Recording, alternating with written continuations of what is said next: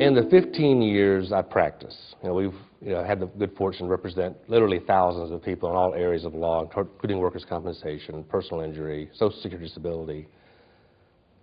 But I have a few cases that stand out in my memory as big cases that I've had that I've really helped different individuals. In one personal injury matter, I represented a gentleman who was driving home from work. It was late at night. He had a night shift job and got T-boned by a drunk driver. And the drunk driver had absolutely no insurance whatsoever, which is unfortunately all too common in Florida. I was able to represent my client. He fortunately had a relatively decent-sized uninsured motorist policy, which I was able to get the insurance company obviously to tender due to the extent of his injuries. His injuries were so severe that to this day he is still bound to a wheelchair.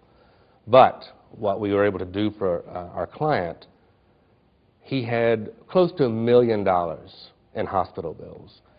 And we negotiated with the hospital to the point where actually I got them to waive their entire cost so that my client could realize what money he had in uninsured motorist, because that is all he was going to get, as the driver had nothing else. And that's why we encourage all of our clients carry an uninsured motorist policy. We cannot emphasize that enough, because this is the prime case that I use as an example to all of my clients as to why you need one of these policies, because if he had not had that, this man is bound to a wheelchair and would have gotten nothing except $1 million worth of medical bills with no income or no source of recovery at all without that policy.